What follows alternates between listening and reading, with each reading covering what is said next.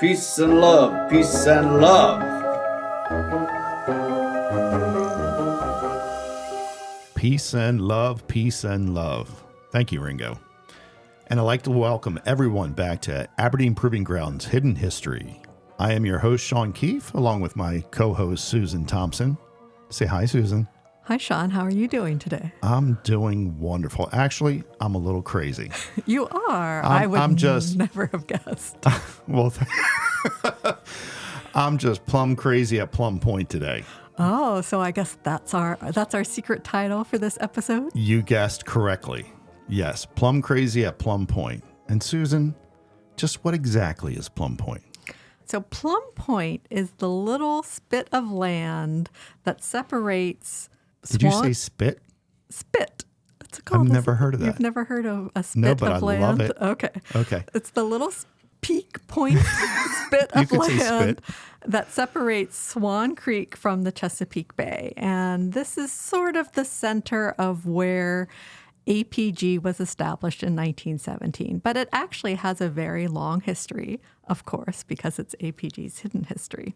So when you say point, Right. now I know that at the north end of Plumb Point, there's a little hook almost, correct? Right. It's like a little bump that sort of sticks out right into the water. Is that what you would call a spit?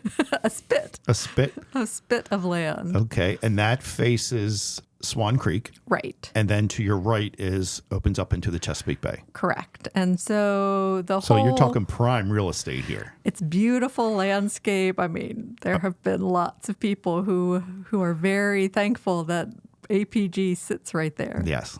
Our previous episodes focused on two islands just off the coast of Aberdeen Proving Ground. So this episode, we're going to bring it on inland this time.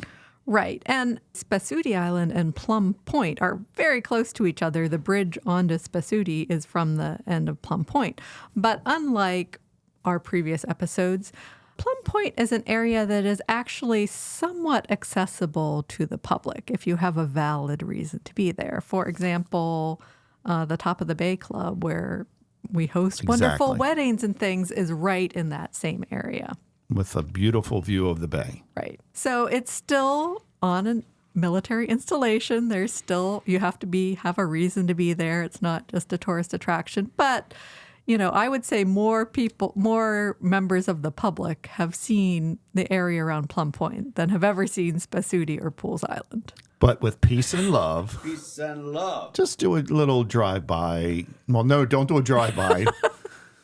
You want to do basically a window tour of Plumb Point because you do have to be respectful that these are people's homes as they live, work, and play on APG. That's right, John. So Plumb Point's a little different, and our discussion today will be a little bit different from what we've done before because in the past we've talked about sort of the deeply entrenched American history that's associated with the islands. Today we're going to talk a little bit more local. So rather than having like the big American names like George Washington and Thomas Jefferson and all those people we've talked about, we're really focusing more on the names of Harford County, Maryland. So it's not big American history, it's local Harford County history. Homegrown Harford County history right here. And that's going to ring true in just a few moments, but yes, very homegrown. So the first Harford County name is Godfrey Harmer. And he was in the 1600s, and he and some partners laid out the original plans for Havre de Grace, which was originally called Harmertown. But at the same time, in 1658, he and a partner laid out a plan for what was called Swantown, which is in the area that is now Plumb Point. That's interesting because I never came across Swantown before. Right. So it's really shows up in the deeds as we start to peel back the layers. It's not a name that we hear today. Mm-hmm. There's Swan Creek, and you hear Swan in things locally, but I don't think there was ever an actual town laid out. From my research, from what I found, is that when this was a matter of record, a landowner was required to use their name, and they had to come up with a unique name for their property, which is where you get these Swan Towns and Swan Creeks and, all these sometimes really silly names. Right. So originally it was called Harmer's Swantown, but this land was never patented. So a patent was really a document granting ownership rights to some previously unpatented property. So the patents really start for this area of land, start showing up in the 1750s and the 1760s. So in 1765, a man named Amos Garrett sold to a man called John Hall of Swantown 3 tracts of land called the Fishery, Hazard Enlarged, and Cook's Double Purchase Resurveyed. There's those silly names I was talking about. So those were 3 of the properties. And then in 1773, a tract of land called Swantown was granted to William Hall, and he patented a place called Swantown. So those 4 tracts that I just mentioned, Swantown, the Fishery, Hazard Enlarged, Cook's Double Purchase, go all the way back to the 1760s. And they're the ones that you can trace starting today all the way back.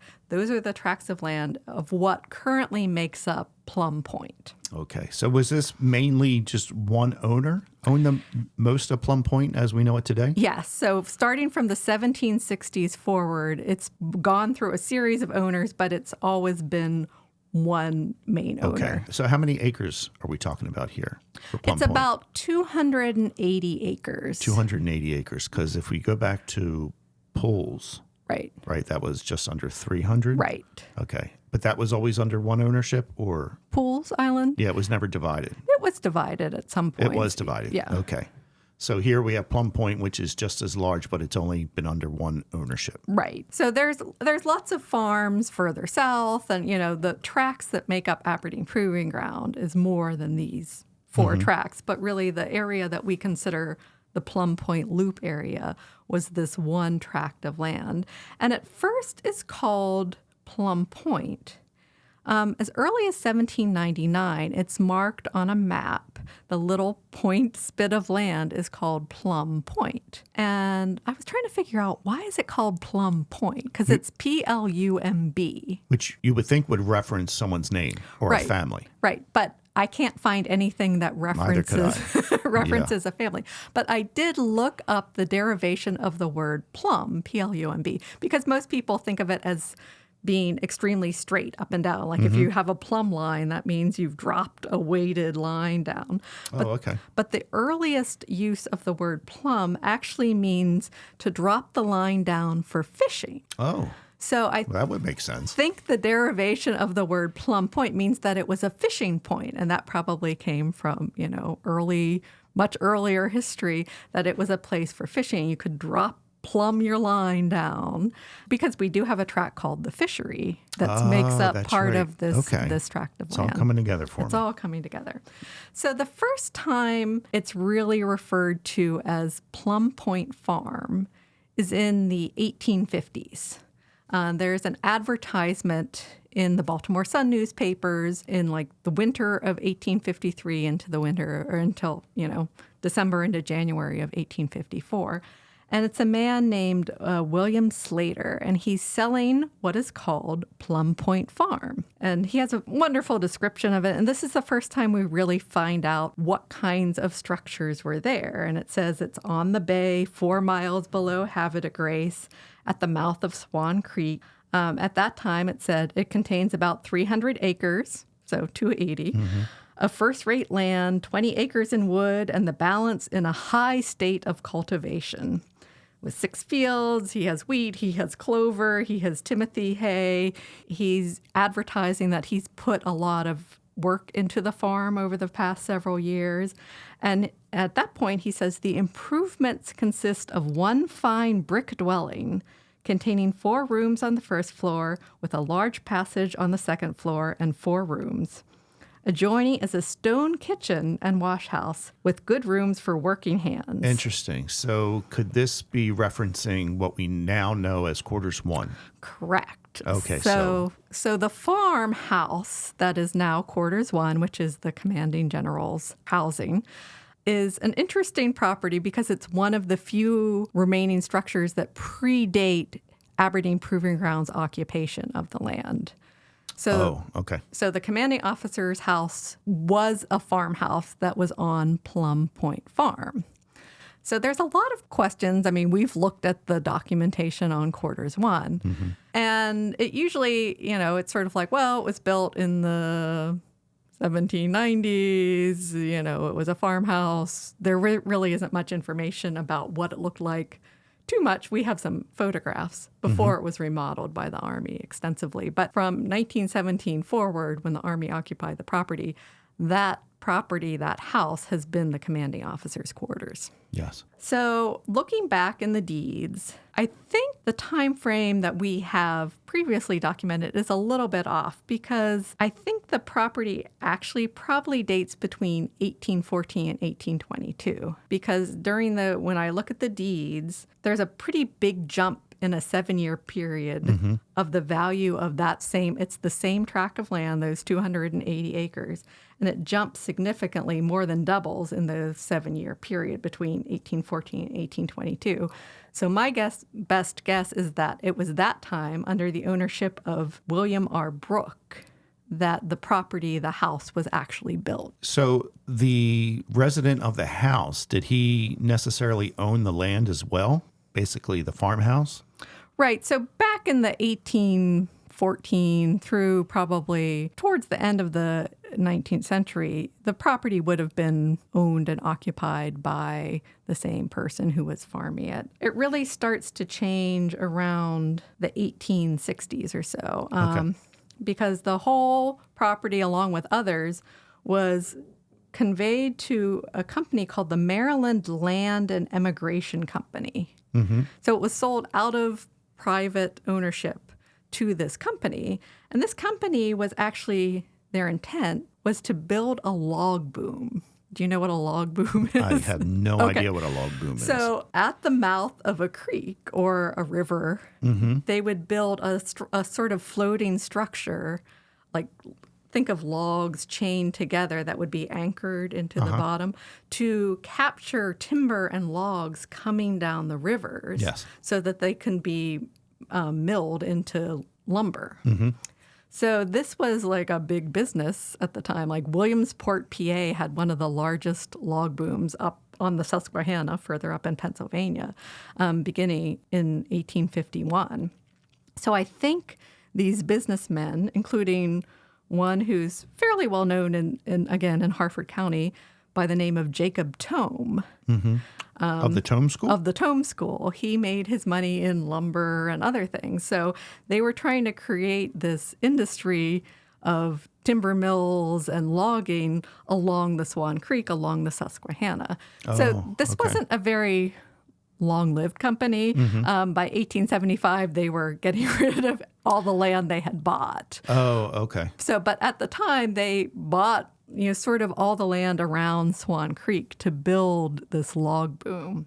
So would they was it a way of transporting trees? Right. Without having, to physically transport them, you put them in the river, and the river would naturally carry them to one spot. Right. And they would sort of be contained behind these sort of, like the one in Williamsport would have like over 1 million logs, and it was like huge. Wow. Like basically it would fill up the river. Would they mill them on Plum Point?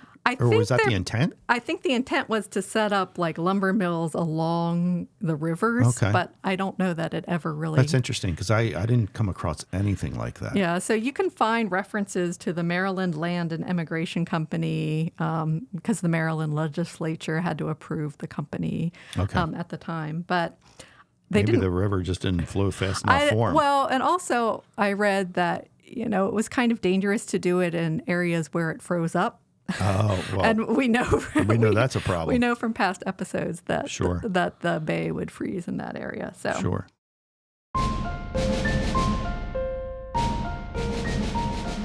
At noon on December 16th, Wreaths Across America will be at APG North and South to honor our country's fallen heroes through the laying of remembrance wreaths. For more information on the wreath-laying ceremonies, visit www.wreathsacrossamerica.org. Remember the fallen, honor those who serve, teach our children the value of freedom, and thank you for supporting Aberdeen Proving Ground and Wreaths Across America.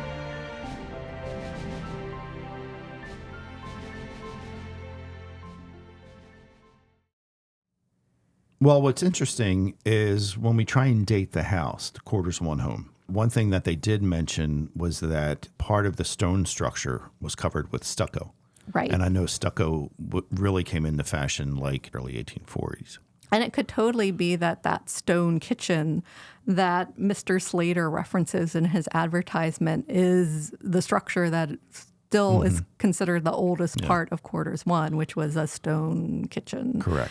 So that's how I'm tying it all together. You know, what research was done in the past, I think, has been a little vague because you and I have been asked many times about the history of quarters one as we get new generals coming into the house. So Correct. it's always a little bit of a mystery. So we're trying to lay out what because this facts was we just a have. little farmhouse. Right. You know? Right. It was never an elaborate structure. I'm sure it changed over time. Oh, you know? it changed. We know that. That's for sure. In the 1880s, the property called Plum Point Farm was deeded to Charles W. Baker. And here we go. Here we go. So Baker was one of the famous Baker family. So the Baker family, his father specifically, George Washington Baker. See, I did get George Washington. Oh, you know, it's kind of hard not to. So George Washington Baker is really the person who was attributed with bringing the canning industry to Harford County, which was a huge industry here before Big money in those cans. before APG came. Where did George Washington Baker have his canning business? So he really started it out more in the Churchville area. Okay. He had a farm out there, and that's sort of where he began in 1867, because there is actually a Baker cemetery in Churchville. Okay. And that's actually where some Ripkins are buried. If you're into cemetery tourism, which some of us history buffs are, but You learn a lot in a cemetery. You but can. there's still the big Baker obelisk there, and it's decorated with carved corn cobs appropriately. So. George Washington Baker had several different careers before he landed on canning. He tried the timber business. Well, we know how that was going in Harford County.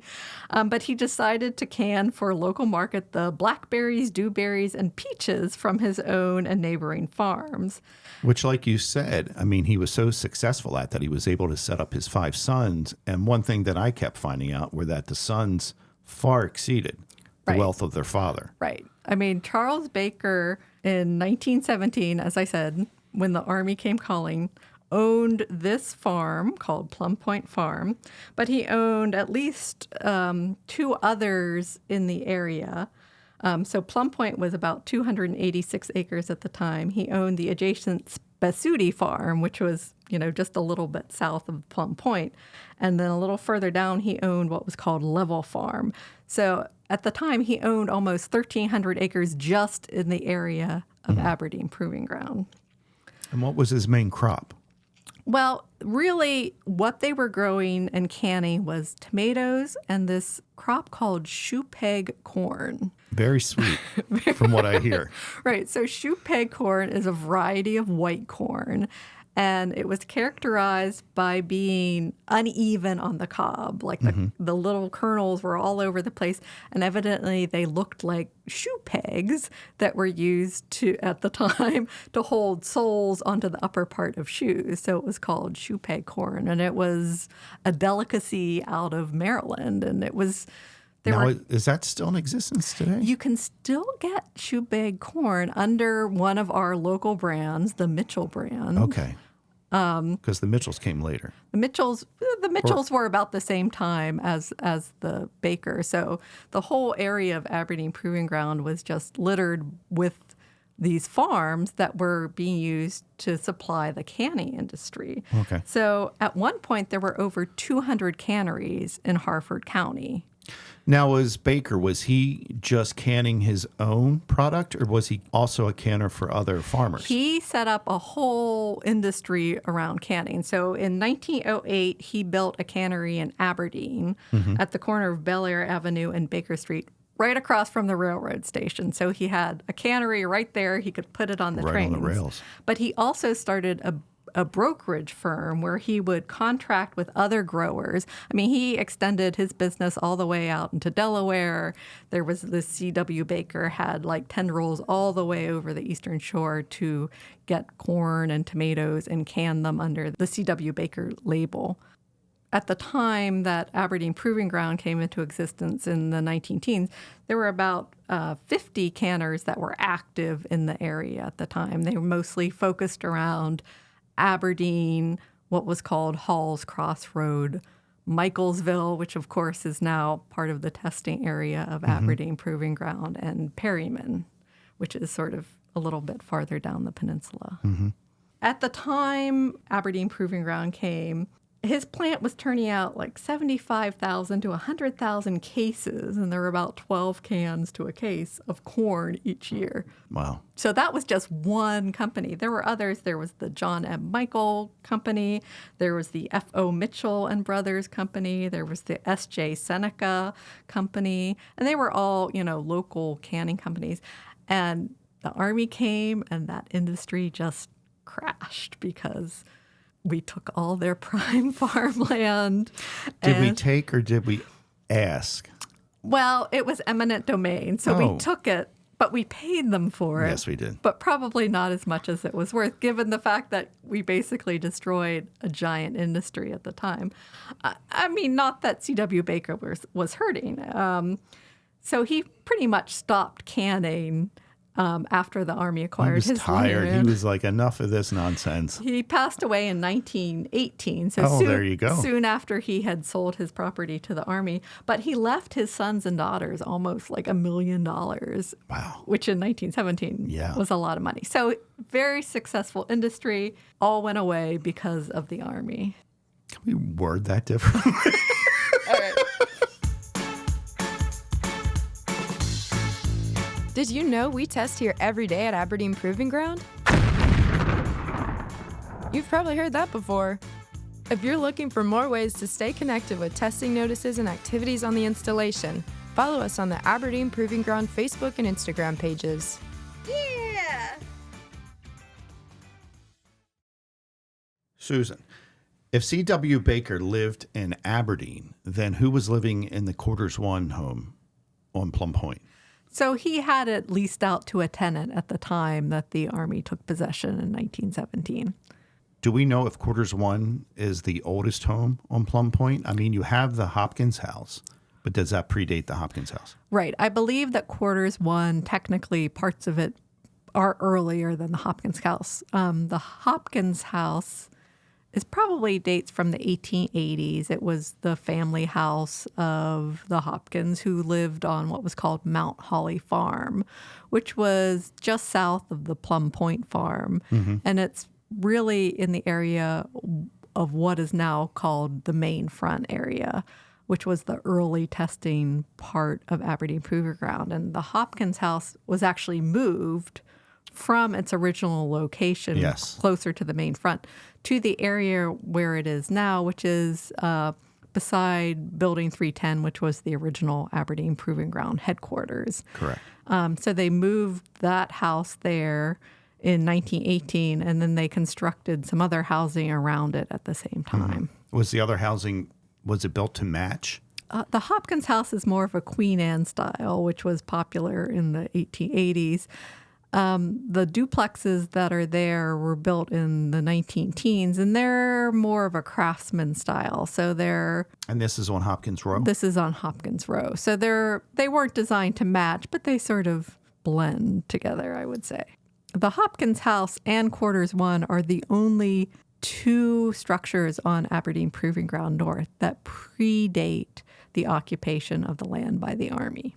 Now, we know that Quarters 1 has been modified many times from its original structure. Right. Do we know that of the Hopkins house? I believe it wasn't modified. I mean, it's been modified because it's an Army property, and they go in and they make their updates as different organizations take over, new people move in. But the structure is mostly what it was when it was moved. It's considered one of the larger properties because it had a lot of bedrooms because it was an older And it has property. a lot of history, too, from what I understand. Oh, really? That Hey, you know me. You always find the fun stories, Sean, I know. And it's Especially funny how you after never come across any of this yourself. even though I print them out and leave them on your desk. Exactly. And make sure next time it's bigger print for me, please. I know. I'm sorry. That is pretty tiny. So. All right. Well, cue the music.